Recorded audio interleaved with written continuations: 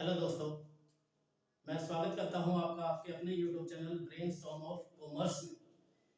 और आज हम बात करने वाले हैं बिजनेस स्टडीज की, जिसमें टॉपिक होगा ऑब्जेक्टिव्स ऑफ फाइनेंशियल मैनेजमेंट। जो हमारा वित्तीय प्रबंध है उसके उद्देश्य क्या है।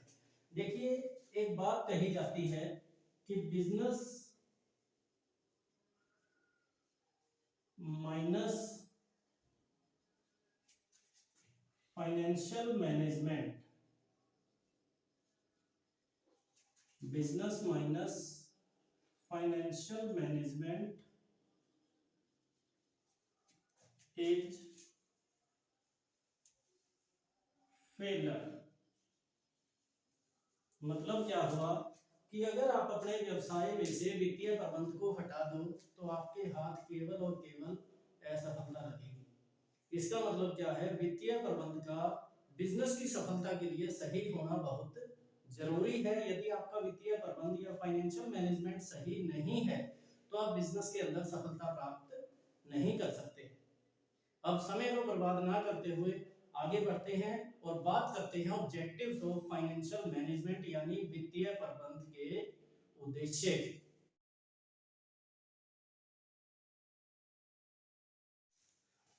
अगर हम उद्देश्यों की बात करें तो ये उद्देश्य है आपके सामने लिखे हुए हैं। प्रॉफिट मैक्सिमाइजेशन है, मेंटेनिंग लिक्विडिटी है, प्रॉपर यूटिलाइजेशन ऑफ फंड्स है, meetings of financial commitments with creditors. अगर बात करें पहले पॉइंट की तो सबसे पहले बात क्या आई, प्रॉफिट मैक्सिमाइजेशन की। अब यहाँ से आप एक बात सोचें कि आप चाहे किसी भी बिजनेस में लगे हुए हैं। बिजनेस क्या है, हमने प्लस वन में ही पढ़ा है कि business is an economic activity. Economic activity का मतलब क्या है, आप चाहते हो यहाँ से प्रॉफिट कमाना। देखिए, आप बिजनेस में तभी तो लगोगे यदि आपको प्रॉफिट होगा। यदि बिजनेस में आपको प्रॉफिट ना हो या आपका उद्देश्य प्रॉफिट कमाने का ना हो तो हम उसको बिजनेस नहीं कह सकते। आप क्या करोगे, ज्यादा से ज्यादा आप चाहोगे प्रॉफिट हो। एक साल आपने मान लो 50,000 रुपए का प्रॉफिट कमाया। पहले साल क्या हुआ, आपने 50,000 रुपए का प्रॉफिट कमाया। अगले साल आप कोशिश करोगे कि ये जो 50,000 रुपए का प्रॉफिट है इसको 70 या 80,000 में कैसे कन्वर्ट किया जाए। उसके बाद आप कोशिश करोगे कि ये जो 70 या 80,000 पे हमने प्रॉफिट कमाया है इसको हम 1 लाख में कैसे कन्वर्ट करें। कहने का मतलब ये है, जैसे जैसे आपका बिजनेस आगे बढ़ता जाएगा वैसे वैसे आपका जो प्रॉफिट है वो भी इंक्रीज होना चाहिए। तभी हम कह सकते हैं कि आपके बिजनेस ने डेवलपमेंट की है, आपके बिजनेस ने ग्रोथ की है। और यदि आप चाहते हो ये जो प्रॉफिट मैक्सिमाइजेशन, लाभ अधिकतमीकरण का उद्देश्य आपका है ये पूरा हो, तो इसके लिए फाइनेंशियल मैनेजमेंट का सही होना, वित्तीय प्रबंध का सही होना अति आवश्यक है। जब तक आप अपने वित्तीय प्रबंध को सही ढंग से नहीं करोगे, जब तक आप अपने फाइनेंस से रिलेटेड सही डिसीजन नहीं लोगे, तब तक आप प्रॉफिट को मैक्सिमाइज नहीं कर सकते। आप अगर चाहते हो कि प्रॉफिट मैक्सिमाइजेशन आपका हो तो उसके लिए सही फाइनेंशियल मैनेजमेंट का होना बहुत जरूरी है। देखिए, प्रॉफिट मैक्सिमाइजेशन का मतलब क्या है, आपने प्रॉफिट को बढ़ाया, इससे क्या होगा, आपके जो शेयर होल्डर्स हैं उनको डिविडेंड मिलेगा। अब यदि आपके प्रॉफिट ज्यादा है तो इसका मतलब आपके शेयर होल्डर्स को डिविडेंड भी ज्यादा मिलेगा, लाभांश अधिक मिलेगा। यदि आपके शेयर होल्डर्स को डिविडेंड ज्यादा मिलेगा, लाभांश अधिक मिलेगा, तो इससे वो क्या करेंगे, अपने आप को सुरक्षित महसूस करेंगे। ज्यादा से ज्यादा लोग आपकी कंपनी से जुड़ने के लिए तैयार होंगे, आपकी ऑर्गेनाइजेशन से जुड़ने के लिए तैयार होंगे। और जितने ज्यादा लोग आपकी ऑर्गेनाइजेशन से जुड़ने के लिए तैयार होंगे उतनी ही आपकी जो कैपिटल है, वो कैपिटल की जो कैपेसिटी है वो इंक्रीज हो जाएगी। अगर कैपिटल की कैपेसिटी इंक्रीज होगी तो सीधी सी बात है कि आपके प्रॉफिट भी जो है वो आगे चल के और भी इंक्रीज हो जाएंगे। अगर आप वास्तव में चाहते हो कि प्रॉफिट मैक्सिमाइजेशन हो तो उसके लिए सही फाइनेंशियल मैनेजमेंट का होना बहुत जरूरी है। दूसरी बात इसमें आती है मेंटेनिंग लिक्विडिटी। अब मेंटेनिंग लिक्विडिटी का मतलब क्या है, देखिए, आपका जो बिजनेस है उसमें दो तरह के खर्चे हैं। अगर मैं बिजनेस की बात करूं तो इसमें होते हैं दो टाइप के खर्चे। कुछ खर्चे ऐसे हैं जो लॉन्ग टर्म है, जैसे फिक्स एसेट। कुछ खर्चे ऐसे हैं जो शॉर्ट टर्म, जो करंट एसेट की हम बात कर रहे हैं। शॉर्ट टर्म जो आपके एक्सपेंडिचर हैं, या शॉर्ट टर्म को आप कह सकते हो डेली बेसिस के जो खर्चे हैं,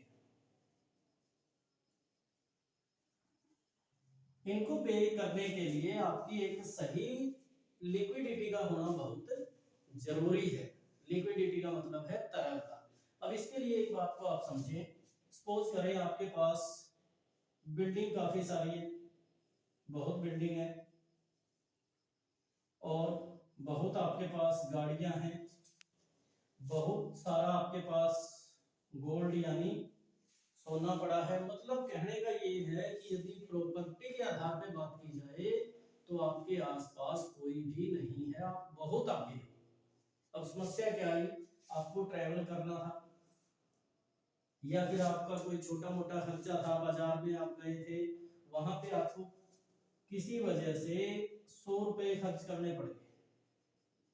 अब ये चीजें तो आपके पास बहुत सारी हैं, आप बहुत अमीर हो, लेकिन सपोज करो कि आपकी जेब में उस समय 100 रुपए नहीं है, तो इससे क्या होगा? क्या आप अपनी इन चीजों को बेच के ये 100 रुपए पे करोगे? नहीं। उसके लिए क्या है, जो वर्किंग कैपिटल की हम बात करते हैं, जो डेली बेसिस के हमारे खर्चे हैं, उसके लिए हमारे पास लिक्विड एसेट्स का होना बहुत जरूरी है। लिक्विड एसेट्स क्या है? जैसे कि आपका कैश, या फिर जो पैसा आपके यहाँ बैंक में है, और भी कई होती है लिक्विड एसेट, मेन हम बात कर रहे हैं केवल इनकी। अब इससे क्या होगा, लिक्विड एसेट्स हम उनको कहेंगे जिनको कैश में तुरंत कन्वर्ट किया जा सकता है। जब भी हम चाहें इनको कैश में हम कन्वर्ट कर सकते हैं। जैसे कैश है, वो तो है ही कैश का रूप, बैंक है, एटीएम में गए, वहां से आपने पैसा निकाला, हो गया कैश में कन्वर्ट। लेकिन इसका मतलब ये नहीं है कि अगर आपको सोना बेच के कैश लेके आना हो तो इन दोनों के मुकाबले यहाँ ज्यादा टाइम लगेगा।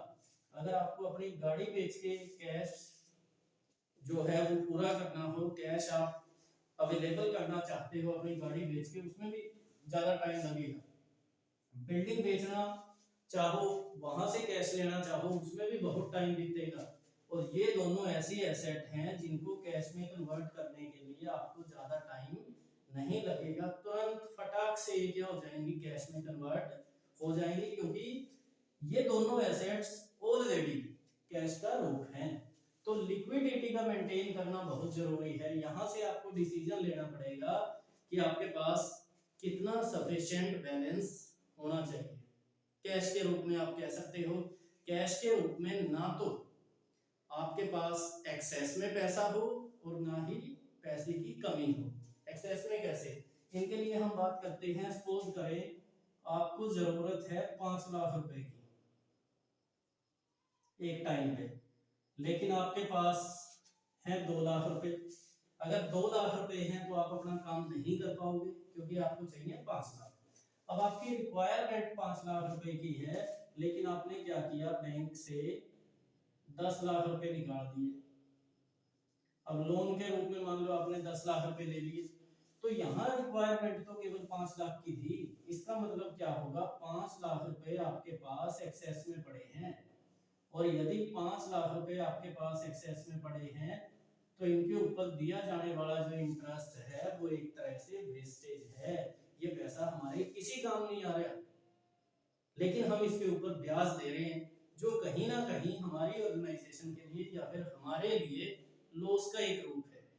कैश पोजीशन के बारे में या कैश के बारे में एक बात कही जाती है कि ना तो आपके पास ज्यादा कैश होना चाहिए, इससे क्या होगा, आपके नुकसान बढ़ेंगे, फिजूल खर्ची बढ़ेगी, और ना ही आपके पास आवश्यकता से कम कैश होना चाहिए। एक सही कैश अपने पास रखना ही क्या कहलाएगा, मेंटेनिंग लिक्विडिटी। एक सही लिक्विड पोजीशन को हमने स्थापित करना है with the help of financial management. वित्तीय प्रबंधन की सहायता से ही ये कार्य किया जा सकता है, जिससे हम अपने बिजनेस को आगे बढ़ा सकते हैं। उसके बाद बारी आती है proper utilisation of funds.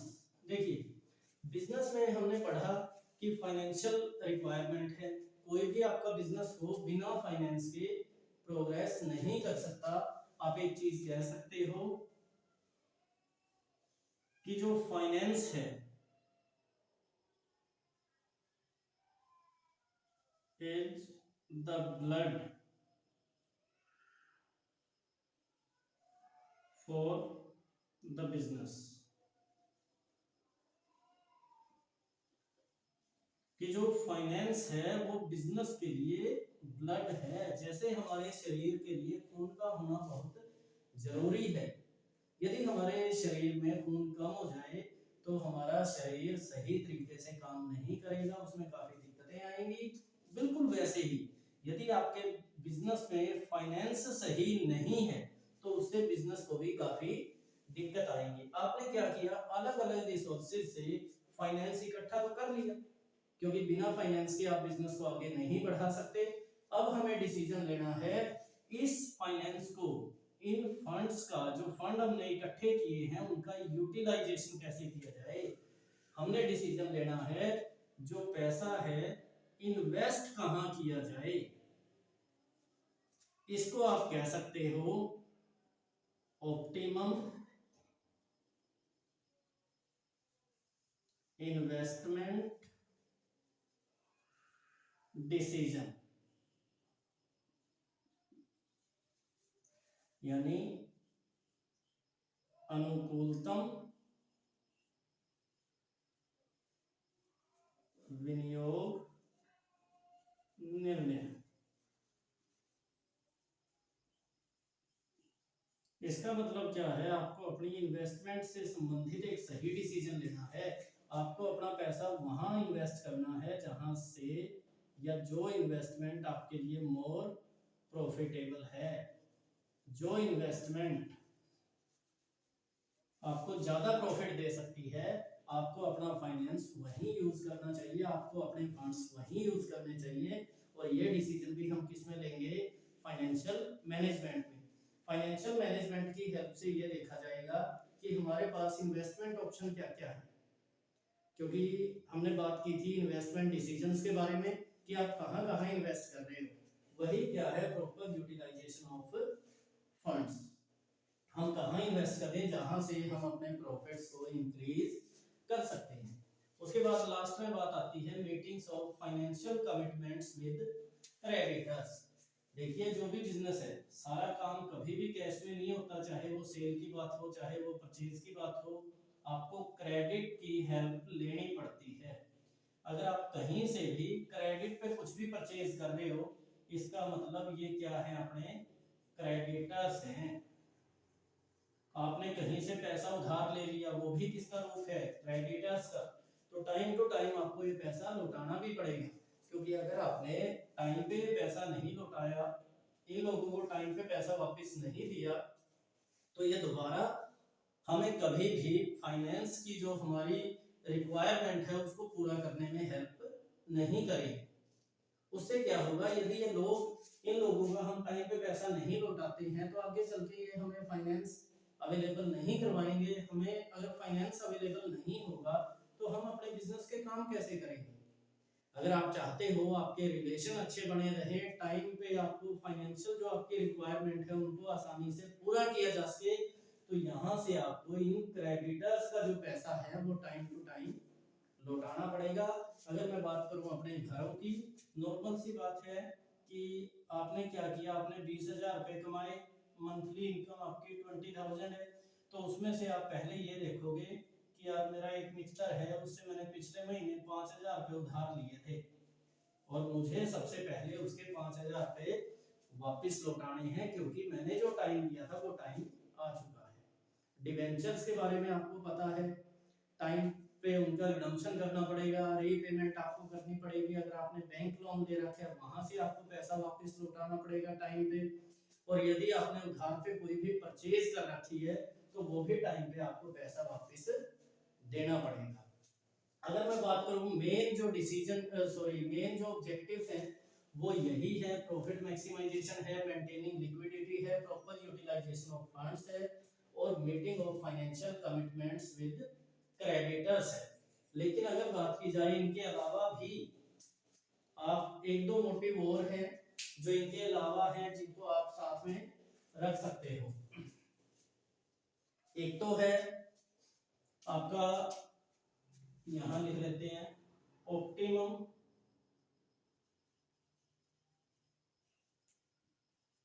Financing decision.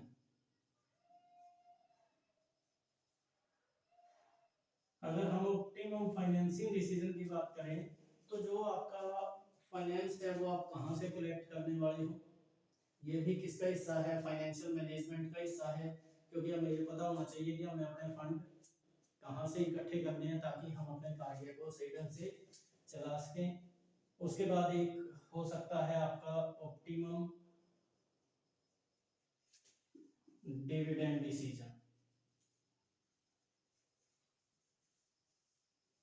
अनुकूलतम लाभांश निर्णय।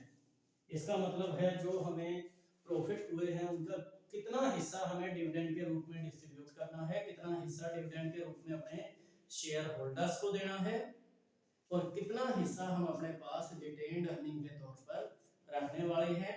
इनकी अगर मैं बात करूं, प्रॉपर इनके वीडियो बन चुके हैं।